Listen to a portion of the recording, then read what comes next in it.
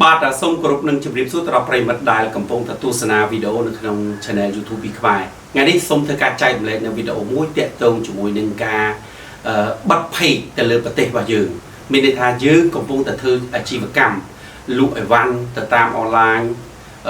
នៅក្នុង page អញ្ចឹងឧទាហរណ៍ថាដោយសារតែវាមានការ hack ឬក៏ detect យក page យើងច្រើនអញ្ចឹងយើងគិតថាតើការលក់ផលិតផលរបស់យើងនេះណាយើងលក់ទៅនៅក្នុងប្រទេសខ្មែរអញ្ចឹងយើងអាច select បង្ហាញ page យើងទៅនៅក្នុងស្រុកខ្មែររបស់យើងឬក៏យើងគិតថាយើងលក់តែនៅក្នុងប្រទេសខ្មែរនិងប្រទេសណាមួយនិងប្រទេសណាមួយណាអញ្ចឹងប្រទេសដែលយើងគិតថាมันមានអាជីវកម្មជាមួយយើងអាចបិទយើងអាចដាក់ប្រទេសណាមួយដែលយើងត្រូវបិទកុំឲ្យគេមើលឃើញព្រោះវាមានការនៅពេលដែលគេឃើញ page យើងទៅគេអាច detect យក page របស់យើងបានគេអាច claim យក page របស់យើងបានណាអញ្ចឹងកន្លែងនេះគឺខ្ញុំបានបង្ហាញទៅតាមទូរស័ព្ទដៃ iPhone លក្ខណៈនៅក្នុងការ restrict country ឬក៏ restrict age ការរឹតបន្តឹងទៅលើអាយុតើផលិតផលរបស់យើងនេះគួរតែត្រូវជាមួយនឹងអាយុប៉ុន្មានគួរតែលក់នៅក្នុងប្រទេសអីអញ្ចឹងពេលខ្លះសម្រាប់អាជីវកម្មគេធំអូខេគេគិត around the world ហើយខ្ញុំជឿថាក៏នៅតែមានលក្ខខណ្ឌតែប្រទេសខ្លះក៏គាត់អត់ access ជាមួយដែរអញ្ចឹង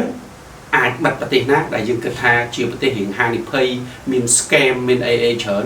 ហើយសូមបញ្ជាក់នៅវីដេអូក្រោយខ្ញុំនឹងនិយាយពីបញ្ហារឿង scam ហ្នឹងណាតើវាមានលក្ខណៈបែបម៉េចហើយយើងគួរការពារបែបម៉េចឥឡូវនេះខ្ញុំគ្រាន់តែចង់បញ្ជាក់ថាវីដេអូនេះគឺបង្ហាញអំពីការបិទទៅលើប្រទេសនិងការរឹតបន្តឹងឬក៏បិទទៅលើអាយុណាមួយព្រោះផលិតផលរបស់ខ្ញុំឧទាហរណ៍ថាខ្ញុំលក់ពីមនុស្សអាយុប៉ុណ្ណេះទៅអញ្ចឹងយើងគួរតែដាក់យ៉ាងម៉េចហើយប្រទេសណាខ្លះដែលខ្ញុំអត់ចង់ឲ្យឃើញខ្ញុំដាក់យ៉ាងម៉េចឬក៏ខ្ញុំចង់បង្ហាញតែនៅក្នុងប្រទេសណាមួយណាចូលទៅក្នុងទូរស័ព្ទដៃ iPhone ហើយខ្ញុំជឿថាពួក Android ពួកអីផ្សេងៗក៏ស្តៀងតែគ្នាដែរចូលទៅមើលវីដេអូទាំងអស់គ្នាបាទខ្ញុំសូមណែនាំឲ្យយើងចូលទៅលើ app របស់ Facebook នេះបាទអញ្ចឹងខ្ញុំសូមចូលមកលើ Facebook មកបន្ទាប់មកទៀតយើងត្រូវចុចកន្លែងពាក្យថា profile នេះបាទនេះអញ្ចឹងខ្ញុំសូមចុចមកនេះគឺជា account Facebook របស់ខ្ញុំហើយខ្ញុំចង់ទៅបិទទៅលើប្រទេសគឺខ្ញុំចង់ page សម្រាប់ page ដែលខ្ញុំធ្វើការងារ C លក់អីវ៉ាន់អីណាផ្សេងវាក៏ដូចជាការបិទនៅប្រទេសមួយចំនួនកុំឲ្យគេឃើញ page យើងដើម្បីគេ hack ឬក៏វាជាផ្នែកមួយនៅក្នុងការពារហើយក៏យើងអាចគិតថាវាគឺជាការបិទណាទៅលើប្រទេសមួយចំនួនដែលយើងគិតថាមិនមែនធ្វើអាជីវកម្មជាមួយអញ្ចឹងនេះខ្ញុំសូមចូល menu ទៅនេះ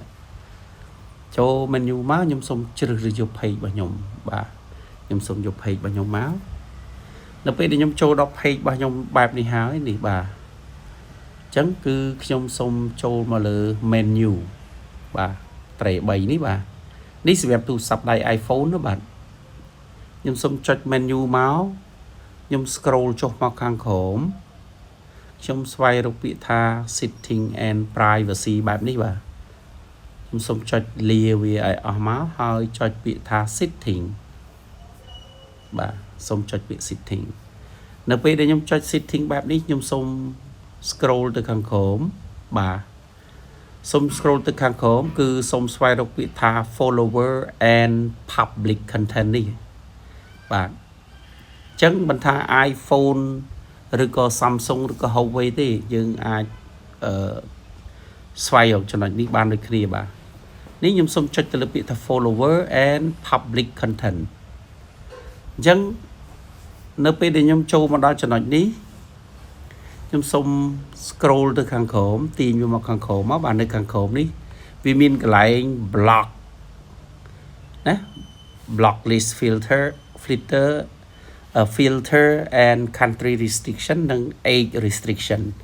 អញ្ចឹងកន្លែងនេះវាជាចំណុចល្អមួយខ្ញុំចង់បញ្យល់ឲ្យមិត្តភ័ក្តិបងប្អូនអរគ្នាអ្នកធ្វើអាជីវកម្មឥឡូវឧទាហរណ៍ថាឥឡូវខ្ញុំសូមបញ្យល់ទៅលើ restriction នេះសោះ age restriction នេះចោះសម្រាប់ឧទាហរណ៍ថា page របស់ខ្ញុំចង់លក់អីវ៉ាន់មួយសម្រាប់មនុស្សបាទអតិថិជនដែលមានអាយុចាប់ពីឥឡូវខ្ញុំសូមចុចតែម្ដងបាទនេះសូមចុចលើនឹងមកចាប់ពីអាយុប្រមាណឡើងទៅអញ្ចឹងទៅបាទនេះ people ពី age 17 18 19 21 over and over អញ្ចឹងមកហើយសម្រាប់ខ្ញុំយកពាក្យ public ទូទៅបាទអញ្ចឹងពេលខ្លះ អាជីវកម្មរបស់យើងដូចជា real estate ការលក់ផ្ទះអីចឹងយើងអាចជ្រើសរើសនៅកន្លែងនេះបានយើងយកមនុស្សហ្នឹងពីអាយុ21ឡើងទៅអីចឹងអាចជាចំណុចចឹងដែរណានេះជាប្រយោជន៍មួយនៅក្នុងការបិទយើងមិនចាំឲ្យមនុស្សដែលមានអាយុតិច10ឆ្នាំ5-10ឆ្នាំអីគាត់ឃើញនៅ advertise របស់យើងទេចឹងកន្លែងនេះវាជាប្រយោជន៍មួយខ្ញុំសូមត្រឡប់ថយក្រោយហើយកន្លែងនេះគេហៅថា country restriction ការរឹតបន្តឹងទៅលើប្រទេសមួយចំនួនអញ្ចឹងខ្ញុំសូមចុចមកលើ view មកបាទ view វាមាន2 restrict Thai and country restriction Thai ប្រភេទនៃការរឹតបន្តឹង high from content country កន្លែងនេះសម្រាប់នៅលើទូរស័ព្ទដៃនៅពេលដែលយើងចូលមកដំបូងគេដាក់ថាបិទទៅលើប្រទេសមួយចំនួនដែលយើងបានសរសេរនៅក្រោមដូចខ្ញុំនេះបាទដូចខ្ញុំនេះខ្ញុំបិទទៅលើប្រទេសប៉ាគីស្ថានហើយនិងឥណ្ឌាហើយនិងប្រទេសផ្សេងៗទៀតអានេះគ្រាន់តែឧទាហរណ៍ទេបាទណាយើងបិទដែលយើងគិតថាប្រទេសណាដែលយើងអត់ចង់ធ្វើអាជីវកម្មជាមួយឬក៏ប្រទេសណាដែលយើងគិតថាគាត់ប្រកែក hack ពេកយើងសូម select ចូលលើនឹងមកបាទ select លើនឹងមកហើយនេះវាមានគេថា search country នេះតសេមកឥឡូវឧទាហរណ៍ថាខ្ញុំចង់បិទប្រទេសអីមួយផ្សេងទៀតបាទប្រទេសនេះ select វាយកមកយើងបិទចោលមកបាទណាអញ្ចឹងខ្ញុំត្រឡប់ថយក្រោយមកវិញអញ្ចឹងខ្ញុំបិទ3ប្រទេសហ្នឹងហើយបើសិនជាអានេះគេថាបិទទៅលើប្រទេសដែលវាមាននៅក្នុងតារាង country ក្រោមហ្នឹងបើសិនជានៅលើ computer វិញបាទនៅលើ computer វិញអ្នកទាំងអស់គ្នាឬក៏នៅនេះអ្នកអាចយកពាក្យថា show only content country ពីរហ្នឹងបើសិនជាអ្នកដាក់ជ្រើសយកមានន័យថាប្រទេស3ដែលខ្ញុំបាន select នេះគឺមានន័យថាប្រទេស3ហ្នឹងមើលអត់ឃើញ page ខ្ញុំទេប៉ុន្តែបើសិនជាខ្ញុំជ្រើសរើសយក show only content country បើខ្ញុំ select យកលើនេះវិញត្រឡប់មកថយក្រោយ page របស់ខ្ញុំមើលឃើញតែ3ប្រទេសហ្នឹងទេប្រទេសផ្សេងទៀតលើពិភពលោកមើលអត់ឃើញទេអញ្ចឹងពេលនេះបងប្អូនមិត្តភក្តិទាំងអស់គ្នាអាចនឹងជ្រើសរើសយកពាក្យថា show only content country ត្រឡប់ថយក្រោយមកហើយបន្តមកទៀតលុបវាចោលទៅអាហ្នឹងគេហៅថាងាយបំផុតគឺខ្ញុំដាក់ថា Cambodia ប្រទេសខ្ញុំតែមួយទេប្រទេសខ្ញុំយើងធ្វើការងារតែនៅក្នុងប្រទេសយើងឬក៏អាជីវកម្មឬក៏ផលិតផលរបស់យើងផ្សេងដែលយើងគិតថាចង់ឲ្យឃើញយើងអាចទៅសេប្រទេសអីមួយទៀតមកបាទនេះទៅសេប្រទេសអីមួយទៀតមក United States អីចឹងទៅបាទនេះ United Kingdom បាទ United States អីចឹងទៅមកណាអញ្ចឹងខ្ញុំ select ពីប្រទេសនេះគឺជាប្រទេសមួយដែលខ្ញុំចង់ឲ្យឃើញនេះដោយសារខ្ញុំ select បាទខ្ញុំសូម select យកមកហើយខ្ញុំសូមនេះឃើញវាលុបពាក្យ show only content country អញ្ចឹងpage របស់ខ្ញុំហ្នឹងមើលឃើញតែពីប្រទេសនេះទេគឺ Cambodia និង United States បាទអញ្ចឹងកន្លែងនេះគឺជាសាច់រឿងមួយដែលយើងត្រូវតែ check ពិនិត្យមើលថាតើត្រូវទៅត្រួតពិនិត្យថាតើ page យើងគួរតែចូលនៅក្នុងចំណុច age restriction និង country restriction នេះអត់ព្រោះថាឥឡូវនេះវាតាក់ទងជាមួយនឹងការលួចយក page ការ report page ហើយពេលខ្លះអាជីវកម្មរបស់យើងលក់អីវ៉ាន់ដូចជាតាក់ទងជាមួយនឹងគ្រឿងអលង្ការមាសពេជ្រមួយចំនួនអីមានបរទេសឬក៏ខោអាវមនុស្សស្រីផ្សេងហ្នឹងពួកបរទេសជនជាតិស្បែកខ្មៅឬក៏អីផ្សេងមួយចំនួនហ្នឹងគាត់ចូលមក comment ចូលមកអីច្រើនដែលជា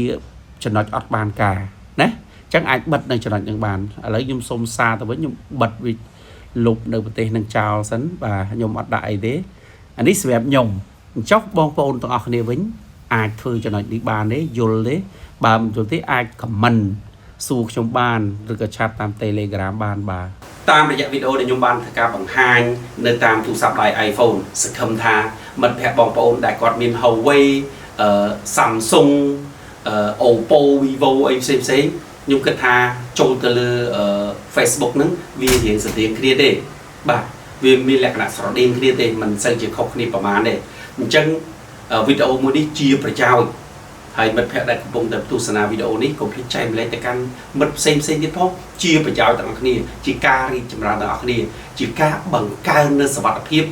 សម្រាប់អ្នកដែលធ្វើអាជីវកម្មតាម digital តាម online តាម Facebook ហ្នឹងបង្កើនសុវត្ថិភាពវាជួយយើងមួយផ្នែកដែរហើយវាហាក់ដូចជាគេហៅថា filter ការច្រោះយកនៅអ្វីដែលឲ្យវាកាន់តែចំ ទៅលើចំណុចរបស់យើងផងដែរអញ្ចឹងកុំភ្លេចជួយចែកម្លែកគ្នាទៅជាប្រយោជន៍ដល់អ្នកគ្នាហើយចុងក្រោយសូមជួយ Subscribe Channel YouTube ពីខ្មែរផងបាទសូមអរគុណ